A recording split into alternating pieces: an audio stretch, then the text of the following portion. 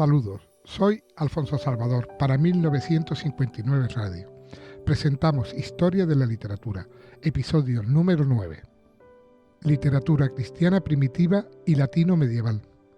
Frente a la decadencia general, el cristianismo se ofreció al mundo como doctrina de salvación. Su aparición provocó la revolución más profunda que jamás se haya producido. Nada quedó fuera de su influencia. Por esto, a partir del siglo I, la literatura occidental refleja también, cada vez con más intensidad, la trascendental importancia de la nueva doctrina. En el aspecto literario pueden señalarse tres periodos bien definidos en la literatura cristiana primitiva: el de los padres apostólicos, el de los apologistas y el de los padres de la Iglesia, distinción que responde a las exigencias reclamadas por la implantación y difusión del cristianismo. Los padres apostólicos.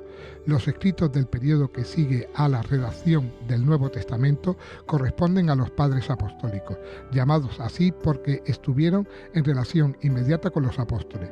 Sus obras, dirigidas exclusivamente a la comunidad cristiana y desprovistas de toda gala literaria, se limitan a transmitir fielmente el mensaje recibido de sus antecesores. Tales son, por ejemplo, las sublimes cartas del mártir San Ignacio de Antioquía. Los apologistas, la creciente expansión del cristianismo y la aparición en su seno de prestigiosas figuras intelectuales, junto con las necesidades de presentar al mundo oculto los nuevos dogmas o de preservarlo de los ataques de sus adversarios, se tradujeron desde el siglo II en un considerable esfuerzo intelectual por parte de los cristianos. A los autores que dirigieron su actividad a la defensa o a la justificación filosófico-racional de las nuevas doctrinas se les llama apologistas. Los principales apologistas del cristianismo en los siglos II y III fueron San Justino, Clemente de Alejandría y Orígenes, que escribieron en griego. Tertuliano y San Cipriano escribieron en latín. Los padres de la Iglesia. Al comienzo del siglo IV, el Edicto de Milán 313 señala para el cristianismo el término oficial de las persecuciones y el comienzo de una nueva era de paz, robustecimiento y difusión, pero surge entonces con mayor fuerza doctrinas erróneas o herejías, cuyo peligro para la Iglesia fue más grave aún que el de la persecución sangrienta. A esclarecer la verdad revelada y deslindarla del error se encaminó la obra de los grandes doctores conocidos con el nombre de padres de la Iglesia. Aunque en sentido amplio se llama así a los escritores eclesiásticos reconocidos como testigos y representantes de la doctrina católica en los 12 primeros siglos, se aplica especialmente para designar a los 8 principales, 4 de la Iglesia griega y otros 4 de la latina. Los padres de la Iglesia griega siglo IV son los siguientes: San Atanasio, gran luchador contra el arrianismo; San Basilio, autor de elegantes homilías; San Gregorio Nacianceno, notable orador y delicado poeta religioso; San Juan Crisóstomo, o Boca de Oro, llamado así por su elocuencia extraordinaria. Padres de la Iglesia latina siglo IV a siglo VI son San Ambrosio, San Jerónimo, San Agustín y San Gregorio Magno. A San Ambrosio, siglo IV, arzobispo de Milán, se deben hermosos himnos litúrgicos y múltiples tratados, ascéticos y morales, escritos en lenguaje sencillo. San Jerónimo, 342 al 420, nació en Estridón, Dalmacia, estudió en Roma y en otras ciudades italianas, donde se familiarizó con la lectura de los clásicos latinos y griegos. Más tarde aprendió también el hebreo. Joven aún se dirigió a Oriente y allí llevó largo tiempo vida retirada. Vuelto a Roma, el Papa San Dámaso le retuvo junto a sí como consejero y le encomendó algunos trabajos sobre la Sagrada Escritura. La obra de San Jerónimo es notable por su envergadura y profundidad. Casi toda se refiere a la Sagrada Escritura, por eso se le ha llamado el doctor de la Biblia. En este aspecto es fundamental su traducción latina de los libros sagrados, conocida con el nombre de Vulgata, que fue declarada auténtica por el Concilio de Trento. Es además autor de diversos trabajos polémicos y de historia eclesiástica. Son importantes también sus cartas, donde mejor que en sus otros escritos se refleja su estilo, vivo como su carácter, rico en imágenes y el más cuidado y personal entre los padres latinos. Una de las glorias más puras de la Iglesia es San Agustín, 354-430, cuya actividad como teólogo, filósofo e historiador es fundamental en la evolución del pensamiento occidental. Hijo de Santa Mónica, nació en Tajaste, norte de África. Después de una juventud inquietante y licenciosa, se convirtió al catolicismo, influido por los consejos de San Ambrosio y la oración de su Santa Madre. Ordenado sacerdote pocos años después, fue nombrado obispo de la ciudad africana de Hipona, sede que ocupó hasta su muerte. San Agustín es un genio universal, siempre próximo a nosotros por la riqueza de sus sentimientos y la franqueza con que supo expresarlo. Sus escritos, muy abundantes, revelan una inteligencia clarísima, poderosa imaginación, eminente talento y pasión encendida por la causa de la religión y de la verdad. Entre sus obras sobresalen en primer lugar las Confesiones, que son el relato emocionante de las etapas de su conversión. Es este uno de los libros inmortales de la literatura universal, donde se unen maravillosamente la sinceridad y la profundidad en el análisis de su alma, apasionada e inquieta, hasta encontrar reposo con el hallazgo de Dios. Más importante es La ciudad de Dios, que contiene una amplia visión filosófico-teológica de la historia de los individuos y de las naciones, bajo el conocido símil de las dos ciudades, la de los hijos de Dios y la de los seguidores del mal. Traza con mano maestra el itinerario del género humano, guiado siempre por la mano providencial de Dios hasta el triunfo definitivo de la ciudad celeste. La poesía. Aurelio Prudencio Clemente, 348-410. Es el más importante de los poetas latino-cristianos. Nació probablemente en Zaragoza y ocupó cargos políticos en Roma durante el reinado del emperador Teodosio.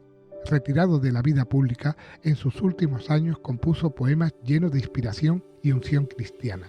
En La lucha del alma presenta alegóricamente el combate entre las virtudes cristianas y los vicios paganos.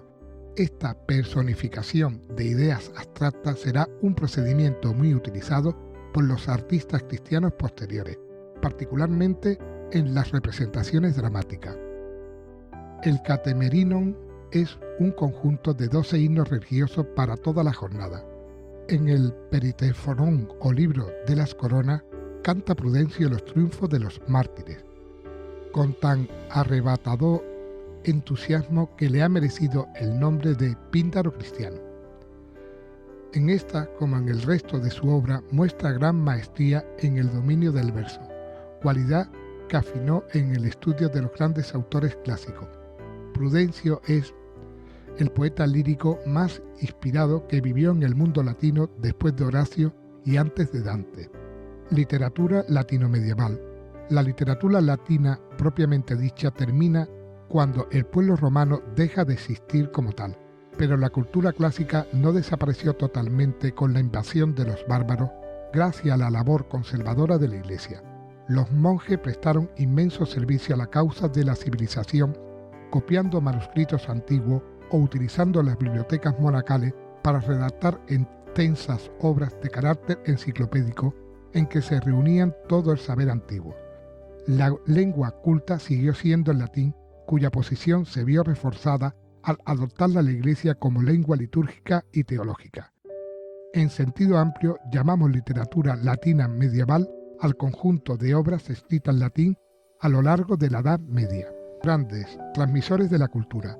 Boecio, siglo VI, filósofo y poeta que vivió en la corte del rey ostrogodo Teodorico y fue condenado a muerte por este. Escribió en su prisión de Ravenna uno de los libros más leídos en la Edad Media, Las Consolaciones Filosóficas. En el diálogo el autor con la filosofía que le consuela en su desgracia con argumentos en que se perciben ecos de neoplatonismo y estoicismo. Casiodoro, siglo VI, otro cortesano de Teodorico, se retiró de la vida pública y fundó un monasterio para tratar de salvar la cultura antigua. A este propósito obedecen también sus instituciones, compendio de la ciencia sagrada y profana de su tiempo. Para el estudio de esta última, distribuye las 7 artes liberales según el sistema medieval, trivium y quadrivium. San Isidoro de Sevilla, siglos VI y VII. Es una figura cumbre de la cultura medieval. Fue hermano y discípulo de San Leandro, a quien sucedió en el obispado de Sevilla. Entre sus numerosas obras sobresalen la titulada Etimología. No es obra original, pero sí una maravillosa síntesis de todo el saber de su época, sistemáticamente distribuido en 20 libros o partes, que fue texto insustituible para la enseñanza en la Alta Edad Media. Pero San Isidoro no trabajó solo. Sus discípulos y continuadores mantuvieron largo tiempo la vigencia de la tradición isidoriana. Sus herederos inmediatos, destinatario y ordenador de la etimología, fue San Braulio, obispo de Zaragoza, cuya labor continuó su discípulo Tajón, al frente de la misma diócesis. En la escuela de Toledo se sucede una generación isidoriana, integrada por los obispos San Eugenio, San Ildefonso y San Julián, cuya influencia llega hasta los tiempos finales de la monarquía visigótica. Literatura teológica y filosófica. Avanzada la Edad Media, los estudios filosóficos se vigorizan con el conocimiento de los autores griegos, a través de las traducciones del árabe al latín. La filosofía se pone más que nunca al servicio de la teología, y el sistema conocido con el nombre de escolástica llega a su apogeo con San Buenaventura, San Alberto Magno y sobre todo con las sumas teológicas de Santo Tomás de Aquino, siglo XIII. Otras manifestaciones literarias. Si el latín fue mucho tiempo, como ya se ha dicho, la lengua culta que se empleó preferentemente con finalidad didáctica, no dejó de aplicarse también a otros géneros literarios. Perdido casi totalmente el teatro greco-latino, surge el género dramático en torno a las ceremonias litúrgicas de Navidad y Semana Santa. Los temas se amplían después y en latín aún se escriben obras inspiradas en la Biblia y en la vida de los santos. Poesía épica celebró las hazañas reales o imaginarias de Alejandro Magno, y la lírica cuenta con un amplio himnario religioso que encierra verdadera joya poética. Se cultiva la historia tanto eclesiástica como profana. Las tradiciones marianas se reúnen en diversas colecciones cuyo contenido pasará después a multitud de obras escritas en lengua vernácula. La vida y milagros de los santos se recogen en las leyendas doradas del dominico italiano Jacobo de Vorágine, siglo XIII, que fue muy divulgada en Europa y ofreció a los artistas cristianos un repertorio inagotable de motivos de inspiración. En el campo de la novela merece mención señalada la obra titulada Disciplinas clericales, serie de cuentos doctrinales de origen oriental, cuyo autor es Pedro Alfonso, siglo XII, judío converso de Huesca. Esta importante colección, muy leída en toda Europa, es tal vez el primer conducto por donde llega a nosotros el apólogo oriental.